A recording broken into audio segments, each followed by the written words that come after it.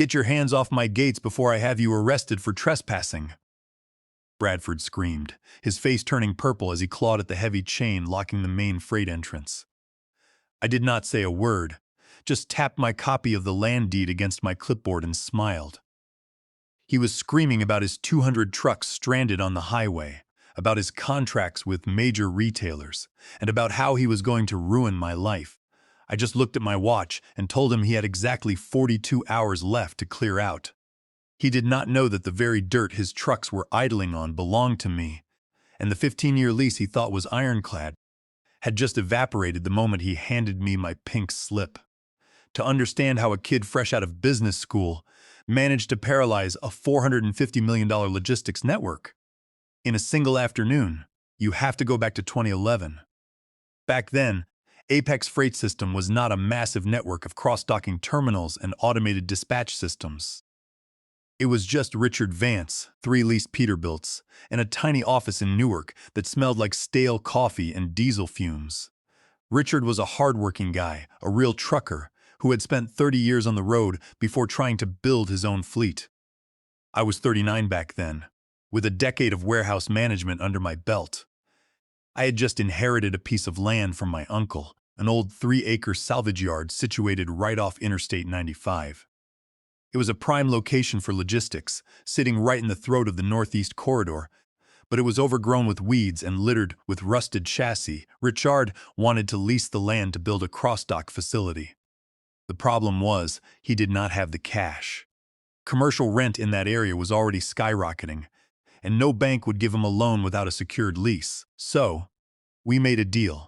I cleaned up the yard, secured the permits, and built a modest 80,000 square foot terminal.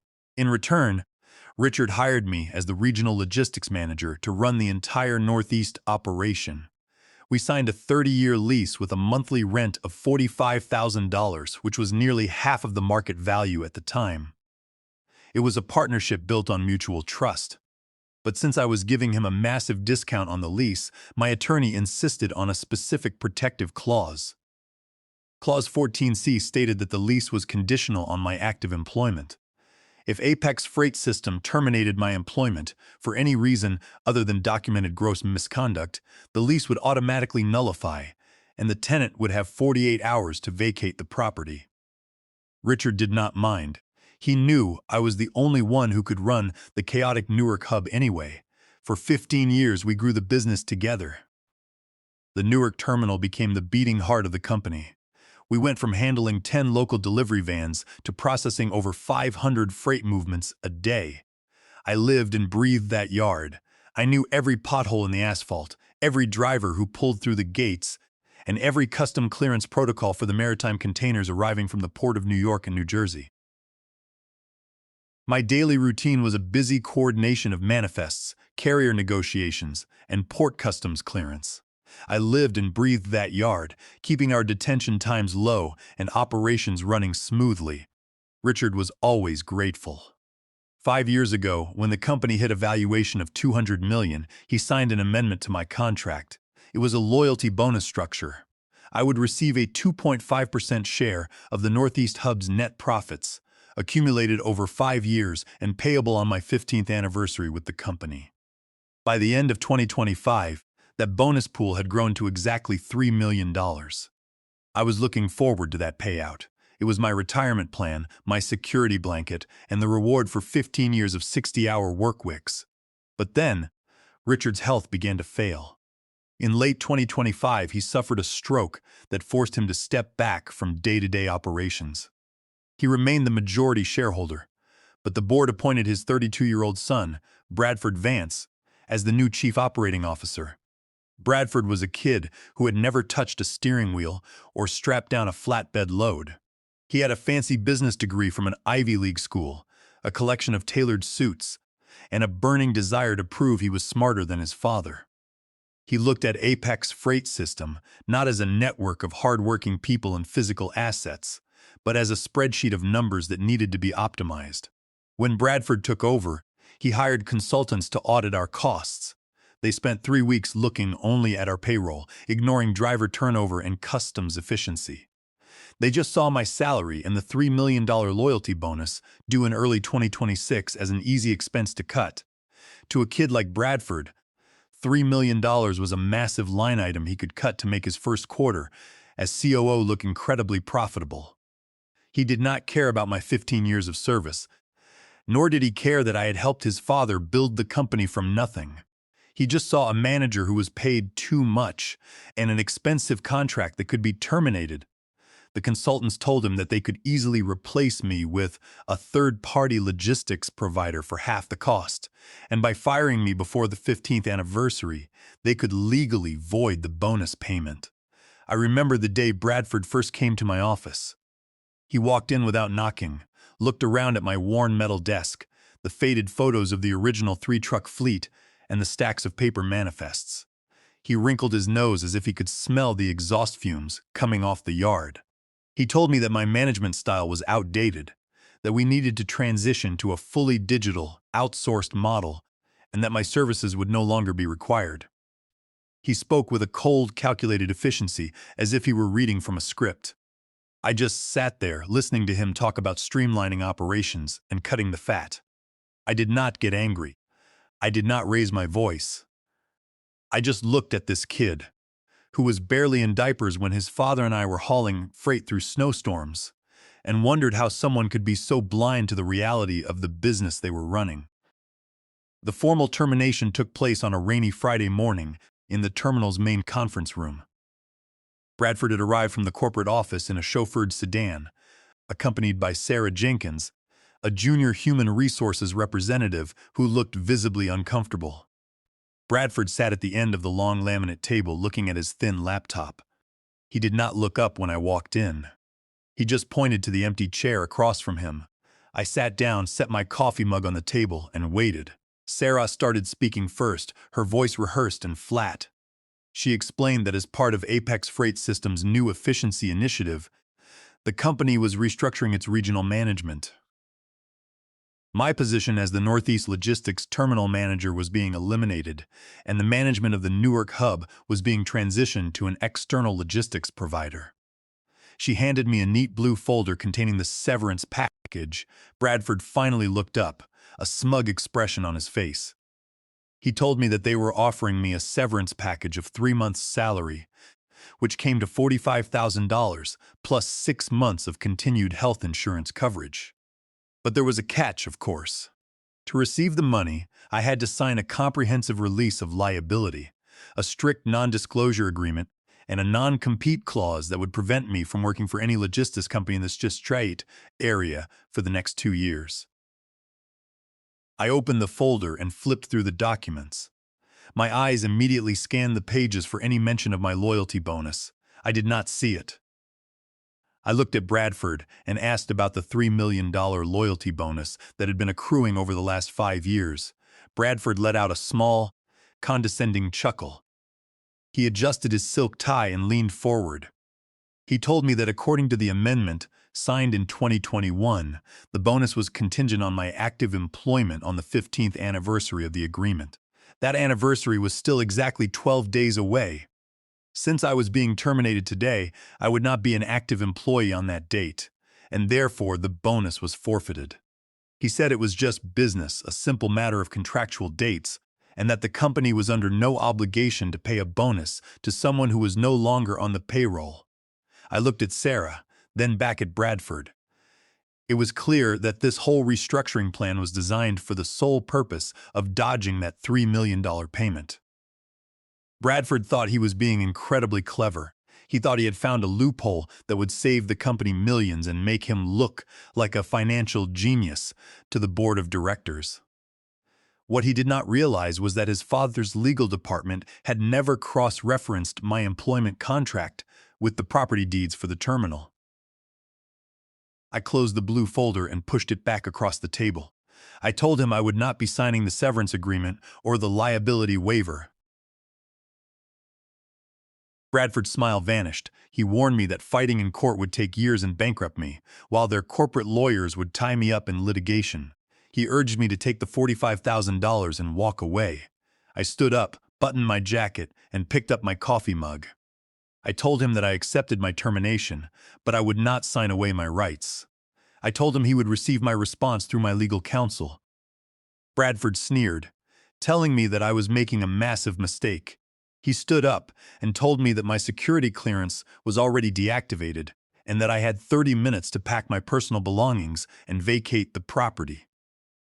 He said that if I was still on the premises after that, he would have the security guards escort me off the property for trespassing.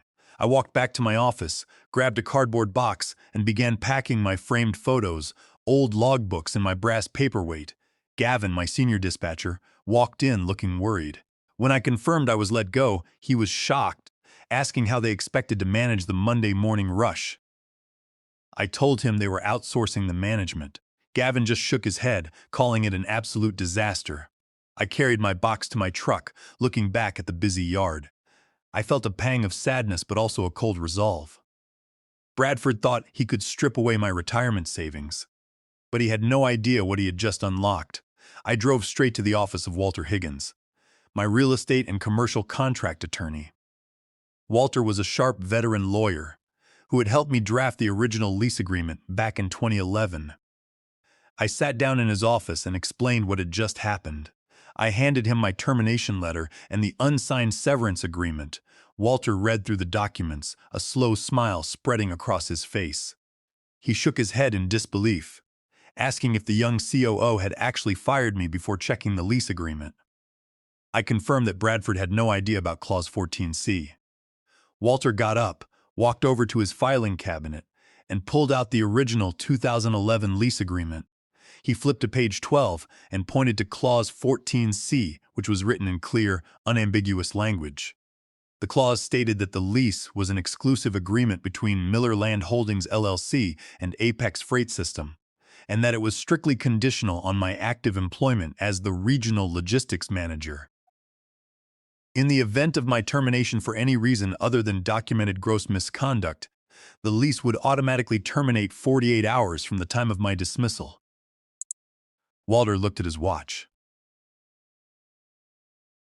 He looked at me and said that they had until 10:00 a.m. on Sunday to pack up their entire regional operations, clear out hundreds of trailers, and vacate my land.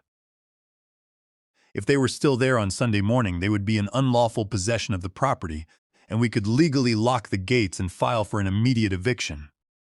I told Walter to draft the formal notice.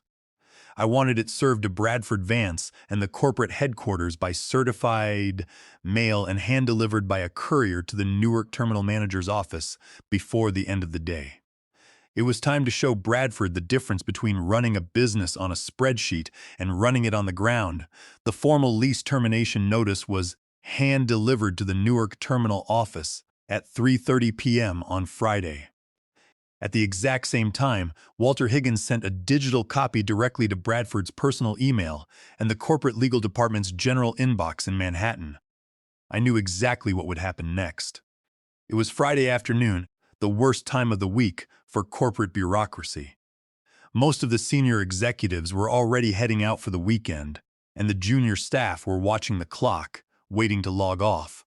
According to Gavin, Bradford's reaction was complete disbelief and arrogant laughter. He snatched the document, skimmed it, and tossed it aside. He believed their 30-year lease protected them, completely ignoring that it was tied directly to my employment. Bradford called legal at 4:30 p.m., but the senior counsel had left for the weekend. A junior attorney told him that commercial evictions take months and that it was impossible to lock out a tenant without a court order. That was true for standard commercial leases, but this was not a standard lease.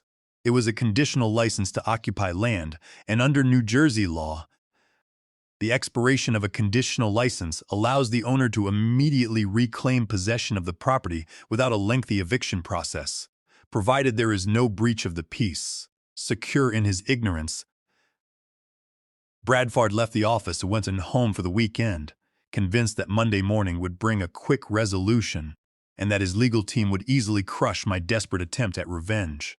But I was not planning on waiting for Monday morning. I spent the entirety of Saturday preparing for the transition. I contacted Vanguard Security, a reputable private security agency that specialized in industrial site protection, I hired 3 large off-duty police officers to act as private security guards for my property starting Sunday morning.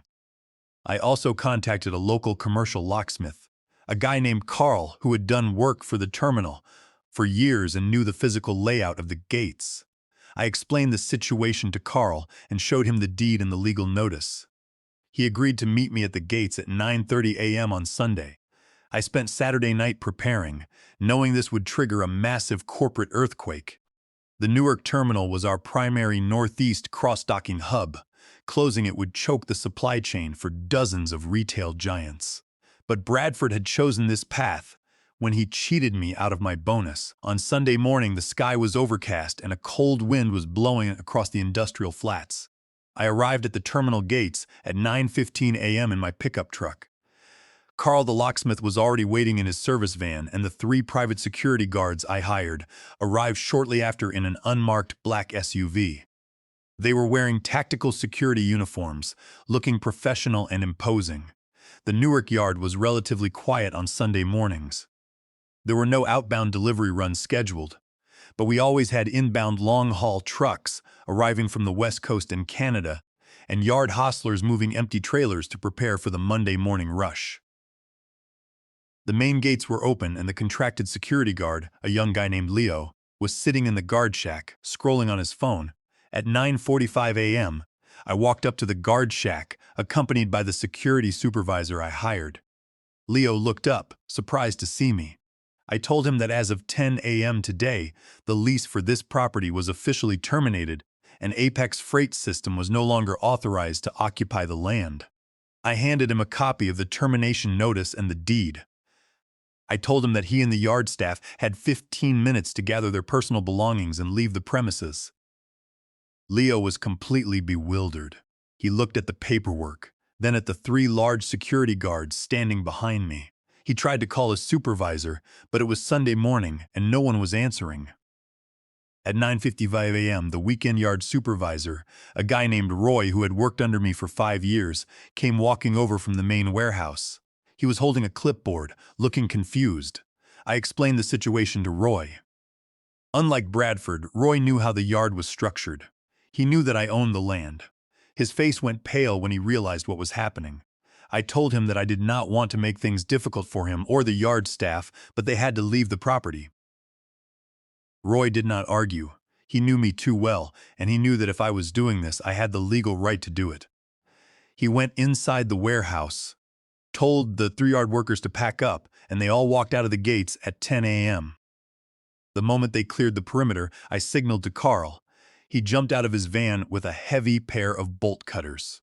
He cut the chains that held the gates open, wrapped thick, hardened steel chains around the main entrance and exit gates, and secured them with heavy-duty, high-security padlocks. The private security guards immediately began bolting large, red and white, "No trespassing, property of Millerland Holdings LLC," signs onto the gates. At 10:15 a.m., the first inbound freight truck arrived from the port of Newark, carrying a container of imported electronics. The driver pulled up to the gates, honked his horn, and looked confused when he saw the locked gates and the security guards. One of my guards walked over, informed the driver that the facility was closed, and told him that he could not enter.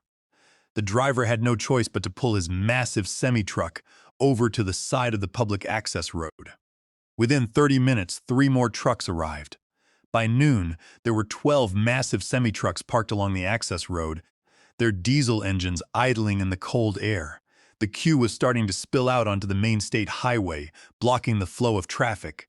The kill switch had been flipped, and the entire northeast supply chain of Apex Freight System was beginning to grind to a halt. By late Sunday afternoon, the situation outside the Newark terminal was deteriorating rapidly. The line of idling semi-trucks had grown to over 30, stretching more than a mile down the public access road and beginning to spill onto the off-ramps of the highway.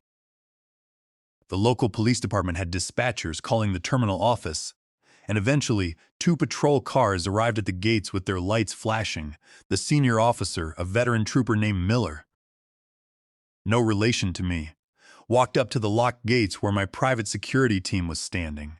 I got out of my pickup truck and walked over to meet him. Officer Miller looked at the chains, the no trespassing signs, and the line of trucks, asking who was in charge. I handed him a prepared folder containing a certified copy of the property deed, the original 2011 lease agreement, with Clause 14C highlighted in yellow marker, and the hand-delivered termination notice with the delivery receipt. I explained to the officer that I owned the land and the lease had expired at 10 a.m. The officer spent 10 minutes reading the documents in his patrol car and consulting his sergeant. When he returned, he told the yard supervisor this was a civil dispute. The police could not force me to open the gates, and any attempt to force entry would result in arrests for trespassing. The officers then began directing the backed-up trucks away from the highway, but there was nowhere else to go. The Newark terminal was the only cross-docking facility in the region capable of handling that volume of freight. The other regional yards were either completely full or lacked the specialized equipment to unload the maritime containers. Monday morning brought the real storm. At 6 a.m., the morning shift of local delivery drivers arrived, along with dozens of independent owner-operators who had been scheduled to pick up outbound loads. Within an hour, over 100 trucks were gridlocked in the surrounding industrial park. The dispatcher's office in Manhattan was flooded with frantic calls from drivers, carriers, and angry clients. Bradford's phone was blowing up. The external logistics firm he had hired to replace me had sent their management team to the yard at 7 a.m., only to find the gates chained shut and armed security guards turning them away. They called Bradford, screaming that they could not fulfill their contract if they could not even get into the building. Worse, retail giants like Target and Walmart were noticing. Under our contracts, delivery delays exceeding 4 hours carried an automatic penalty of $150,000 per hour. By 8 a.m., these penalties were already mounting. Bradford arrived at the Newark gates at 8:30 a.m. He had driven down from Manhattan himself, bypassing his chauffeur in his haste. He leaped out of his luxury SUV, his expensive suit wrinkled and his hair disheveled. He ran straight to the gates, his face red with fury. He began shaking the chain, screaming at my security guards to open the gate. I rolled down the window of my pickup truck, which was parked just inside the perimeter. I stepped out and walked slowly toward the gate, holding a cup of hot coffee. "What the hell do you think you're doing, Leonard?" Bradford screamed, his voice cracking with rage. "You are blocking a critical transportation corridor. This is tortious interference. I will sue you for every penny you have. I will make sure you spend the rest of your life in federal prison." I stood a few feet from the gate, took a sip of my coffee, and looked at him. I told him that he was currently standing on my property and that his voice was carrying on to the public road. I pointed to the no trespassing sign next to his head. I told him that his lease had terminated at 10 a.m. on Sunday and that he had been given 48 hours' notice, which he chose to ignore.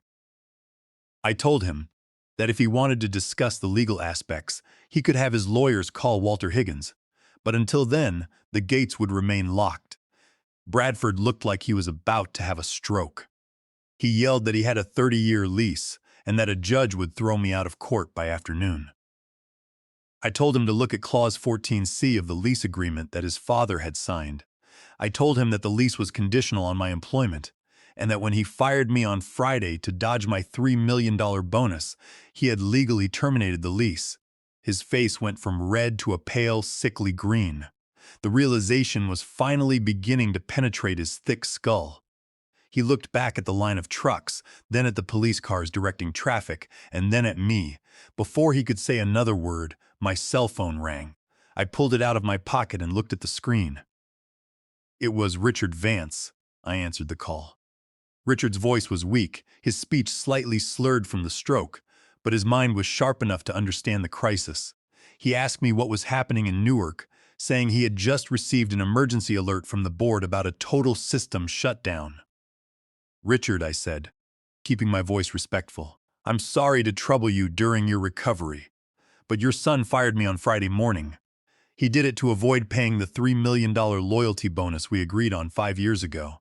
He did not read the lease agreement.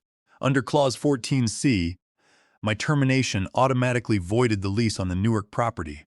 I served the 48-hour notice, and when it expired, I locked the gates.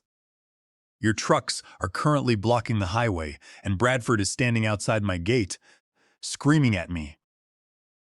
There was a long silence on the other end of the line. I could hear Richard breathing heavily. When he finally spoke, his voice was trembling with a mixture of anger and embarrassment. He told me that Bradford was an idiot who had no business running a logistics firm. He asked me to give him 30 minutes to handle it, promising that he would make things right. I told him I would wait. Bradford was still standing outside the gate, his jaw clenched when his phone rang. He snatched it from his pocket, expecting it to be his team of consultants or a junior lawyer telling him they had secured an injunction. But when he saw the caller ID, his shoulders sagged. He answered it with a quiet, hesitant hello.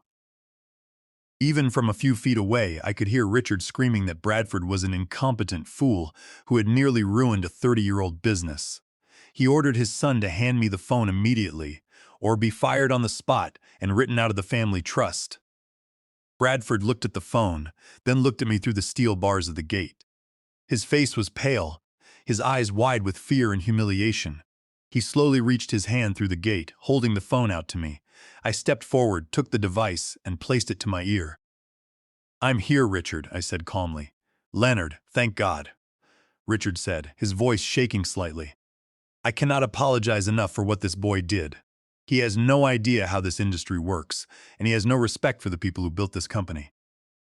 I want you back, Leonard. I want you running the Newark terminal, and I want to make this right. I'm ordering the accounting department to wire the $3 million loyalty bonus to your account immediately. We will also draft a new contract, 5 years, a 5% share of the regional net profits, and we will adjust the lease rent on your land to the current market rate of $75,000 a month. Just please, for the love of God, open those gates before we lose Walmart and Target." I listened to Richard's proposal. It was a generous offer, and it addressed every single grievance I had. But I had spent 15 years running logistics, and I knew that a promise was only as good as the signature on the paper. "I appreciate that, Richard," I replied, keeping my voice even. "And I want to help you save the company. But the gates stay locked until the $3 million is cleared in my bank account and the new contracts are signed. I'm not accepting verbal promises from Bradford or anyone else. We can sign the paperwork at Walter Higgins's office. I will instruct Walter to prepare the documents. As soon as the corporate counsel rubs with your signature and the wire confirmation clears, I will unlock the gates." Richard did not hesitate. He told me that the corporate counsel was already on his way to Walter's office with a courier, and that the bank wire was being initiated as they spoke. He asked me if I could at least allow the trucks that were blocking the main highway to pull into the staging area of the yard to clear the traffic gridlock under the supervision of my security. I agreed to that. I told him I would allow the trucks to enter the yard to park, but no unloading or operations would begin until the papers were signed. I handed the phone back to Bradford. He took it without saying a word. He was looking at the ground, unable to meet my eyes. His phone rang again and he answered it. It was his father again, ordering him to leave the property immediately, return to the Manhattan office, pack his things, and wait for further instructions. Bradford got into his SUV, slammed the door, and drove away, leaving a cloud of dust behind him. I instructed my security guards to open the gates just wide enough to allow the idling trucks to pull into the staging yard. The drivers, who had been waiting for hours, were relieved. They rolled slowly into the yard, parking their rigs in neat lines under the direction of Roy and Gavin. The local police officers thanked me for clearing the road and drove off. An hour later, I was sitting in Walter Higgins' conference room. The corporate counsel for Apex Freight System, a senior attorney named Edward, arrived looking exhausted. He carried a leather folder containing the new contracts, signed by Richard Vance himself via digital signature. Walter reviewed the new agreements. The monthly rent was increased to $75,000, netting me an extra $360,000 a year. The contract reinstated me as vice president with a 5% profit share and a $5 million severance penalty if fired without cause. While Walter was reviewing the contracts, my phone buzzed with a notification from my bank. I opened the app and logged in. The pending transaction section showed an incoming wire transfer of exactly $3 million from Apex Freight System. The funds were fully cleared. I looked at Walter and nodded. We both signed the contracts, and Edward signed on behalf of the company. We shook hands, and Edward left to notify the dispatchers that operations could resume. I drove back to the Newark terminal. The gates were open, and the yard was buzzing with activity again as dock workers unloaded containers and Gavin coordinated the trucks. I walked into my office, set my cardboard box on the desk, and began unpacking my things. I put the framed photos back on the shelf, set my old logbooks in the drawer, and placed my brass paperweight back on the desk. Bradford was officially removed from his position as COO the following week. Richard appointed an interim COO, a seasoned logistics veteran who had spent 20 years in the industry, and the company's stock price immediately stabilized. Bradford was sent to run a small, low-volume warehouse in upstate New York, far away from any decision-making power, where his spreadsheets could not do any damage. I sat back in my chair, looking out the window at the trucks moving through the gates. I had spent 15 years building this place, and for a moment, I thought I had lost it, all to a kid who didn't know the difference between a dry van and a reefer. But in trying to cheat me, Bradford had only succeeded in making me a millionaire, doubling my rental income, and securing my position for the next 5 years. It was a masterclass in corporate chess, and I had won the game.